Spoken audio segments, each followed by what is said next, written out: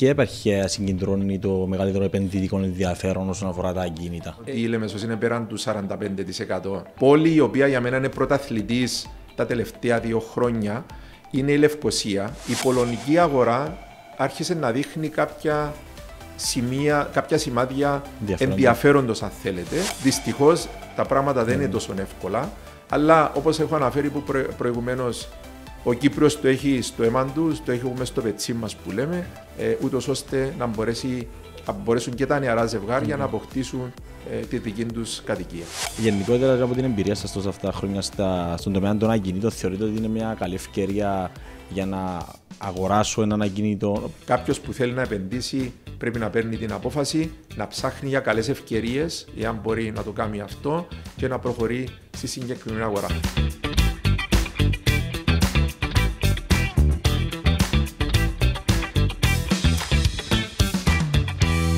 Ποια επαρχία συγκεντρώνει το μεγαλύτερο επενδυτικό ενδιαφέρον όσον αφορά τα ακίνητα? Από ανέκαθεν η επαρχία που επικεντρώνει το μεγαλύτερο ενδιαφέρον είναι η Λεμεσός. Νομίζω ξέρουμε όλοι και σε αξία αλλά και σε αριθμό ότι η Λεμεσός είναι πέραν του 45%. Αντιπροσωπεύει το 45 με 46% της κυπριακής αγοράς σε ακίνητα αυτή τη στιγμή. Αλλά το τι έχουμε παρατηρήσει είναι ότι παρουσιάζει κάποια σημεία κούρασης, να το πω έτσι. Βλέποντας λίγο τα αποτελέσματα της Λεμεσού, θα δούμε ότι σε σχέση με πέρσι παρουσιάζει μία μικρή μείωση, τόσο σε αξία αλλά και σε αριθμό ακινήτων. Η πόλη η οποία για μένα είναι πρωταθλητής τα τελευταία 2 χρόνια είναι η Λευκοσία, η οποία παρουσιάζει μία αυξητική τάση και αρκετά σημαντική αυξητική τάση, ιδιαίτερα φέτος και πέρσι. Παρόλο ότι σε σχέση με την αξία των ακινήτων, για μένα η Λεμεσός είναι σαν μια διαφορετική χώρα, να το πω έτσι, σε σχέση με την υπόλοιπη Κύπρο. Αλλά δεν πάβει το γεγονός ότι η Λευκοσία είναι μια σταθερή αγορά και αυτό το έχει. Είναι και μια αγορά που ευθύνεται και στους Κύπριους πολίτες. Ακριβώς. Και αυτό είναι πάρα πολύ σημαντικό. Άρα σου προσφέρει τη σταθερότητα, αλλά και ότι οι τιμές είναι πιο προσεγγίσιμες, δηλαδή είναι πιο προσιτές. Άρα ο επενδυτής που δεν έχει την ευρωστία όπως έχει κάποιος Ισραηλίτης, να το πω έτσι, ή κάποιος Ρώσος, σίγουρα θα κοιτάξει και τη Λευκοσία. Νομίζω και αυτό φαίνεται ξεκάθαρα από τα αποτελέσματα που έχουμε μπροστά μας αυτή τη στιγμή.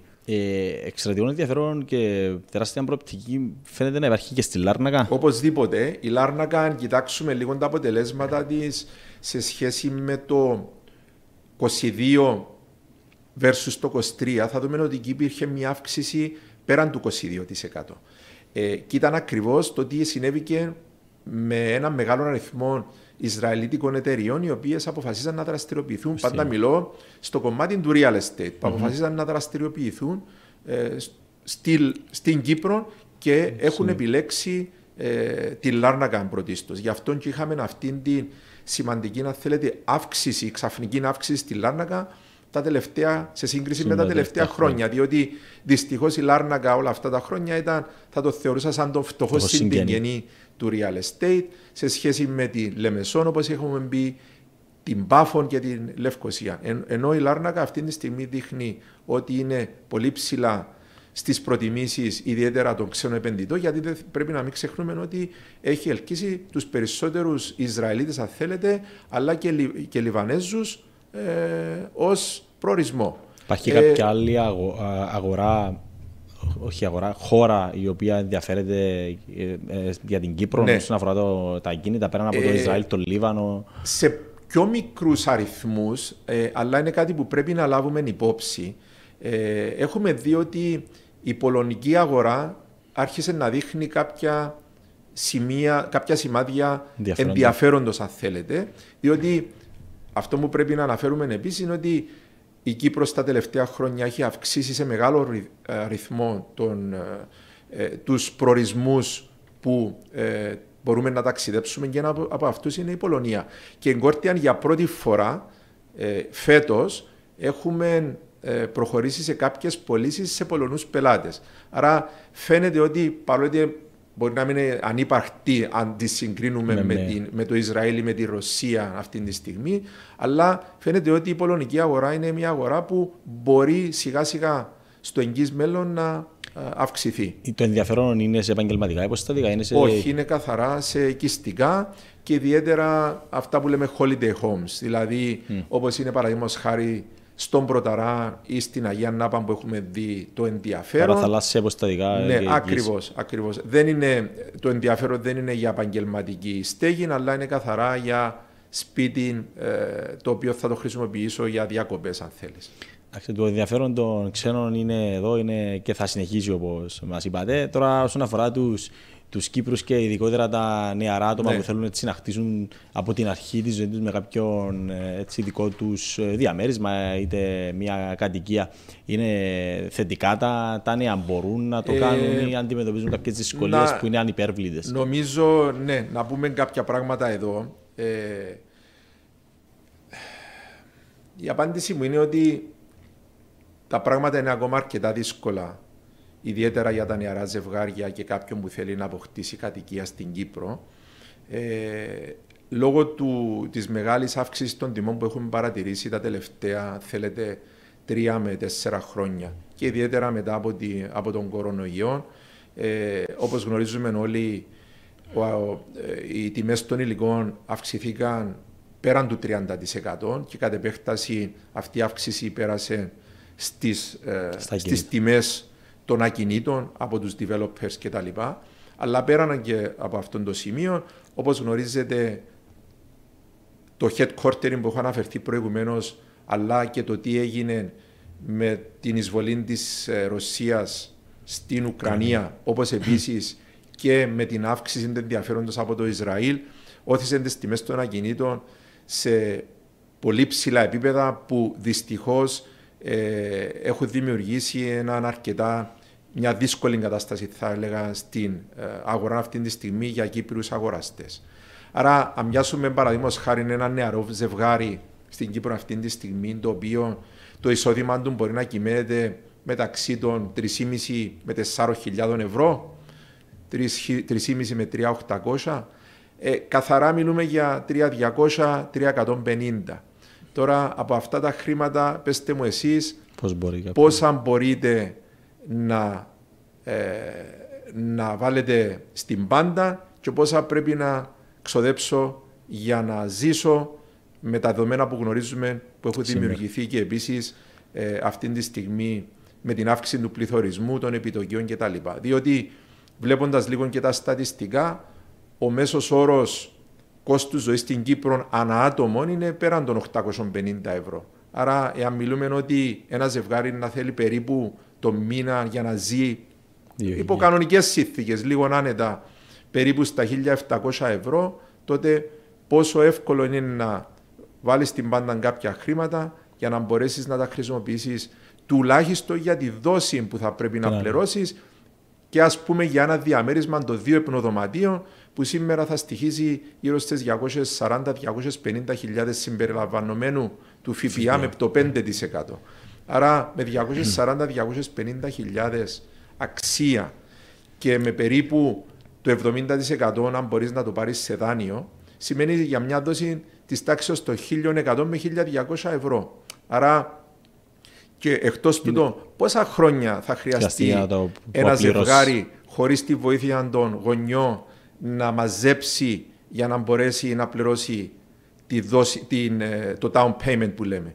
Εγώ θα σας πω ότι εάν τα βάλουμε έτσι ψυχρά τα πράγματα, μιλούμε για μια περίοδο 7 με 10 χρόνια για να μπορέσεις να έχεις το down payment, να πληρώσεις ούτως ώστε να μπορείς να δανειστείς το 30% της αξίας του ακίνητου, τίποτε περισσότερο, για να μπορέσεις να δανειστείς από την τράπεζα. Άρα δυστυχώς τα πράγματα δεν είναι τόσο εύκολα, αλλά όπως έχω αναφέρει προηγουμένως, ο Κύπριος το έχει στο αίμα του, το έχουμε στο πετσί μας που λέμε, που σημαίνει ότι η προσπάθεια είναι εκεί, ούτως ώστε να μπορέσουν και τα νεαρά ζευγάρια να αποκτήσουν τη δική τους κατοικία.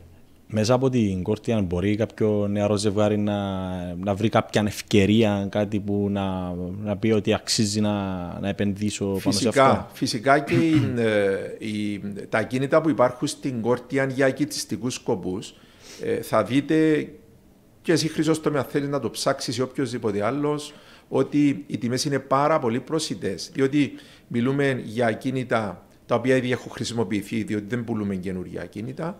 Είναι ακίνητα τα οποία μπορεί να χρήζουν κάποιας, αν θέλετε, βελτίωσης, αλλά ίσως με ένα μικρό ποσό να μπορείς να το πάρεις σε έναν επίπεδο το οποίο θα είναι πολύ άνετο και να μπορείς να είναι σε μια κατάσταση πολύ ικανοποιητική. Σε σύγκριση με τις τιμές των καινούριων, καμία σύγκριση. Άρα, ναι, η απάντηση είναι ότι υπάρχουν τέτοιου είδους ακίνητα και επίσης αυτά τα ακίνητα όχι μόνο υπάρχουν και μέσα στις πόλεις, αλλά έχουμε και ως συνήθως και στα περίχωρα και στην επαρχία. Το οποίο εκεί γνωρίζουμε ότι και η κυβέρνηση έχει δώσει κάποια κίνητρα προς τα νεαρά ζευγάρια, αλλά και γενικά όποιον θέλει να αγοράσει προς τα έξω, δηλαδή στην επαρχία. Όπου και εκεί, αν κοιτάξετε στο website μας, θα δείτε, στην ιστοσελίδα μας, θα δείτε ότι υπάρχουν τέτοιου είδους ακίνητα τόσο και μέσα στις πόλεις, αλλά και στα περίχωρα ή ακόμα και στην επαρχία, που μπορείς να αγοράσεις σε πάρα πολύ προσιτές τιμές. Και αυτό που μπορώ να σας πω είναι ότι πολλές φορές βάζουμε κάποια διαμερίσματα, παραδείγματος χάρη, λέω τώρα ότι έχουμε στην Τάλα της Πάφου ένα διάρρη διαμέρισμα που το έχουμε βάλει στην αγορά. Εάν δείτε τις προσφορές που έχουμε λάβει, θα πείτε μα τι γίνεται εδώ. Η τιμή κίνησης είναι 95.000 ευρώ με ένα διάρρη διαμέρισμα. Άρα αυτόματα καταλαβαίνετε ότι είναι τόσο προσιτή η τιμή που αμέσως ο αγοραστής δημιουργεί ένα πολύ αυξημένο ενδιαφέρον και οι προσφορές πέφτουν πάρα πολλές. Και βλέπεις ακριβώς ότι ο κόσμος ψάχνει τέτοιες ευκαιρίες, διότι δεν μπορείς να αγοράσεις έναν καινούριο τόσο εύκολα διαμέρισμα στις 220, στις 250.000 για ένα διάρρη διαμέρισμα που θέλεις να αγοράσεις. Γενικότερα, από την εμπειρία σας τόσα αυτά χρόνια στον τομέα των ακινήτων, θεωρείτε ότι είναι μια καλή ευκαιρία για να αγοράσω έναν ακίνητο, οποιοδήποτε ακίνητο, ή να πωλήσω έναν ακίνητο? Η απάντηση μου είναι απλή. Το αν θα αγοράσω ή αν θα πουλήσω εναπόκειται στις ανάγκες του καθενός. Και τι εννοώ με αυτό είναι ότι εξαρτάται στη φάση που είσαι το τι έχεις αποφασίσει. Άρα το θα αγοράσω ή αν θα πουλήσω, τώρα δεν μιλώ σαν ψύχρος αν θέλετε επαγγελματίας, αλλά λίγο περισσότερο στο ενδιαφέρον κάποιου που ενδιαφέρεται για ακίνητον, είναι αυτό που έχω αναφέρει. Όμως, βλέποντας λίγο το τι συμβαίνει, λέω ότι πέστε μου εσείς ποια περίοδο στην Κύπρο παρατηρήσαμε σημαντική μείωση στις τιμές των ακινήτων. Όλοι ξέρουμε πότε μετά την οικονομική κρίση μειωθήκαν οι τιμές, οι οποίες ναι μειωθήκαν και πού, σε κάποιες συγκεκριμένες περιοχές, δεν ήταν παντού. Δηλαδή οι περιοχές οι οποίες τις ονομάζουμε prime locations ήταν εκεί ακόμα και μέσα στην κρίση, οι τιμές κρατηθήκαν εκεί, δεν μειωθήκαν. Μειωθήκαν σε περιοχές που γνωρίζουμε ότι δεν υπήρχε το μεγάλο ενδιαφέρον.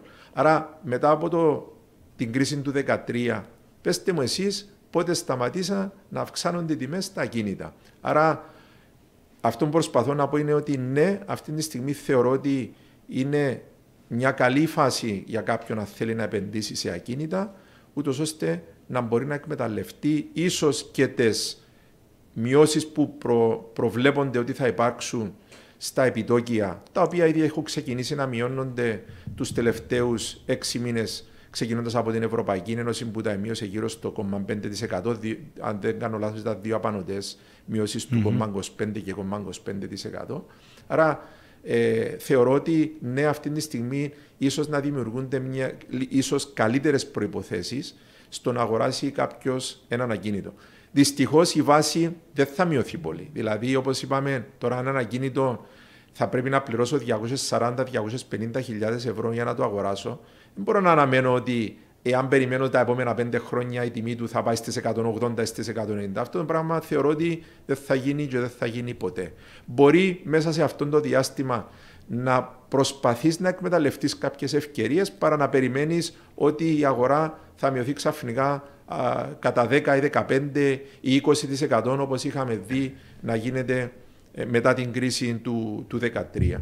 Άρα πιστεύω ότι κάποιος που θέλει να επενδύσει πρέπει να παίρνει την απόφαση, να ψάχνει για καλές ευκαιρίες, εάν μπορεί να το κάνει αυτό, και να προχωρεί στη συγκεκριμένη αγορά. Πάντα θα υπάρχουν ευκαιρίες στην αγορά και αυτές θα πρέπει κάποιος να μπορεί να τις εκμεταλλευτεί. Και να τις εντοπίσει. Πιστεύετε ότι η μείωση των επιτοκίων θα βοηθήσει? Οπωσδήποτε θα βοηθήσει, αλλά πηγαίνω λίγο πίσω στο τι ανάφερα από προηγουμένως, στην ανορθοδοξικότητα της κυπριακής πραγματικότητας, ότι είτε τα επιτόκια πάνε πάνω είτε πάνε κάτω, στην Κύπρο το ενδιαφέρον παραμένει. Σίγουρα η μείωση των επιτοκίων θα δώσει πολλές ανάσες σε πολλούς επενδυτές αυτή τη στιγμή που έχουν προχωρήσει στην αγορά των ακινήτων, αλλά και σίγουρα θα δημιουργήσει τις προϋποθέσεις και σε πιο νεαρά ζευγάρια, όπως αναφερθήκαμε προηγουμένως, να μπορέσουν να καταφέρουν σιγά σιγά να αποκτήσουν τη δική τους στέγη. Διότι ναι, εάν σήμερα πληρώνω π.χ. 1.200 ευρώ δόση, η οποία μπορεί να μειωθεί αύριο στα 1.000 ή στα 900 ευρώ, ναι, σίγουρα για ένα νεαρό ζευγάρι, αλλά για οποιοδήποτε ζευγάρι, τα 300 ευρώ το μήνα μεγάλη διαφορά. Άρα ναι, η απάντηση είναι ότι οπωσδήποτε τα επιτόκια πιστεύω ότι θα βοηθήσουν πάρα πολύ στο να αυξηθεί ακόμα η ζήτηση στο που βρισκόμαστε αυτή τη στιγμή, γιατί πρέπει να μην ξεχνάμε ότι η προσφορά των ακινήτων, και αναφέρνουμε περισσότερο στα ακίνητα τα οποία έχει να κάνει με την κυπριακή αγορά, διότι η ξένη αγορά είναι μια διαφορετική κατάσταση, όπου εκεί οι τιμές είναι πολύ διαφορετικές από ό,τι είναι. Αλλά εάν κοιτάξουμε λίγο την κυπριακή πραγματικότητα, δυστυχώς η προσφορά των ακινήτων αυτή τη στιγμή είναι με το σταγονόμετρο, όπως λέμε. Διότι όλες αυτές οι χρονοβόρες διαδικασίες που υπάρχουν στην έκδοση των πολεοδομικών αδειών, αδειών οικοδομής, και μέχρι να μπορέσει ένας developer να πάρει την πολυκατοικία ή το σπίτι σε έναν επίπεδο, μιλούμε ότι από την ημέρα που υποβάλλει αίτηση μέχρι την ημέρα που θα παραδώσει μπορεί να περνούν και 3 χρόνια. Αυτό το πράγμα καταλαβαίνετε ότι δημιουργεί ένα αρκετά σημαντικό, αν θέλετε, gap στην αγορά μεταξύ της ζήτησης και της προσφοράς. Άρα αυτό το πράγμα τι μας λέει? Λέει μας ότι οι τιμές των ακινήτων πιέζονται, διότι δεν υπάρχει αρκετή προσφορά ούτως ώστε να μπορέσει να ανταποκριθεί στη ζήτηση που υπάρχει. Όσον αφορά τώρα τις επαρχίες και τους Κύπρους πολίτες, διακρίνεται Κύπρους πολίτες που διαμένουν, για παράδειγμα, στη Λέμεσο, θέλουν να αποκτήσουν κάποια κατοικία, ένα διαμέρισμα, να φεύγουν από την συγκεκριμένη επαρχία λόγω των υψηλών τιμών και να στρέφονται σε άλλες επαρχίες? Υπάρχει αυτή? Δεν θα πω σε άλλες επαρχίες, αλλά θα πω στην περιφέρεια. Και τι εννοώ είναι ότι έχουμε παρατηρήσει κάποιες τάσεις να δημιουργούνται στην αγορά, το οποίο σας λέω το τι αντιμετωπίζουμε εμείς σχεδόν καθημερινά από τα διάφορα requests που έρχονται και από developers. Αυτό που συμβαίνει αυτή τη στιγμή είναι ότι περιοχές όπως παραδείγματος χάρη, μια σου τη Λέμεσο παραδείγματος χάρη, περιοχές τις οποίες δεν είχαμε φανταστεί ποτέ στο μυαλό μας ότι θα δημιουργείται κάποιον ενδιαφέρον, να βλέπουμε να δημιουργείται, παραδείγματος χάρη στη Χειροκητία. Βλέπω ότι έρχονται τώρα πάρα πολλοί developers που ενδιαφέρονται για την ανάπτυξη και ψάχνουν για είτε μεγάλα κομμάτια γης για να δημιουργήσουν ακίνητα τα οποία ονομάζουμε affordable living, δηλαδή ακίνητα όπως π.χ. 2 ή 3 υπνοδωματίων μεζονέτες, οι οποίες μπορεί να είναι στις 200, 205, 210 χιλιάδες, αλλά αγοράζεις μεζονέτα. Σε σχέση με το να αγοράσω τι στη Λέμεσο με 200-250 χιλιάδες. Δεν αγοράζω διαμέρισμα. Ούτε μονάρι αυτή τη στιγμή δεν μπορώ να αγοράσω. Άρα βλέπουμε να δημιουργούνται αυτές οι τάσεις και έχουμε πάρα πολλά request από αρκετούς developers οι οποίοι ζητούν επίμονα μεγάλα τεμάχια γης, τα οποία είναι στα περίχωρα π.χ. αυτών των πόλεων. Και δεν αναφέρουμε μόνο στη Λέμεσο, το ίδιο ισχύει που βλέπουμε αυτή τη στιγμή και στη Λάρνακα σε μεγάλο βαθμό. Και βλέπουμε πάρα πολλές περιοχές όπως τα Περβόλια, όπως είναι στην Πύλα, όλες αυτές οι περιοχές οι οποίες φυσικά αναπτύσσονται και από τους Ισραηλίτες, να υπάρχει πολλή ζήτηση σε τέτοιου είδους ακίνητα. Άρα δεν θα έλεγα ότι υπάρχει μετατόπιση κόσμου, πληθυσμού από τη μια πόλη σε άλλη πόλη. Αυτό που βλέπουμε όμως είναι να ψάχνονται πάρα πολύ και να βγαίνουν προς τα έξω. Πιο θα έλεγα ακριβώς επαρχία, αλλά θα έλεγα σε μια απόσταση 20-25 χιλιόμετρων από το κέντρο της πόλης. Και δεν έχω κάτι άλλο να σας ρωτήσω. Θέλετε να προσθέσετε κάτι άλλο πάνω σε όλα αυτά που έχουμε μπει? Δεν έχω κάτι άλλο. Αυτό που ήθελα να πω πρώτον, να ευχαριστήσω ξανά τον Αντένα που μας έδωσε την ευκαιρία να εκφράσουμε κάποιες απόψεις, αλλά να δώσουμε και κάποιες πληροφορίες. Και να μάθουμε και εμείς καλύτερα τον τομέα των ακινήτων. Σίγουρα είναι πάρα πολύ σημαντικό. Και να πούμε ότι η Γκόρτια είναι εκεί με ένα μεγάλο, αν θέλετε, αριθμό ακινήτων που μπορεί να εξυπηρετήσει κάθε είδους επενδυτή, κάθε είδους, αν θέλετε, ενδιαφέροντος. Άρα πιστεύω ότι όποιος ενδιαφέρεται θα μπορεί να αποταθεί κοντά μας για να δώσουν περισσότερες πληροφορίες. Ευχαριστώ πάρα πολύ για τον χρόνο σας. Εμείς ευχαριστούμε. Φίλες και φίλοι, ευχαριστούμε που μας παρακολουθήσατε. Τα λέμε την επόμενη φορά.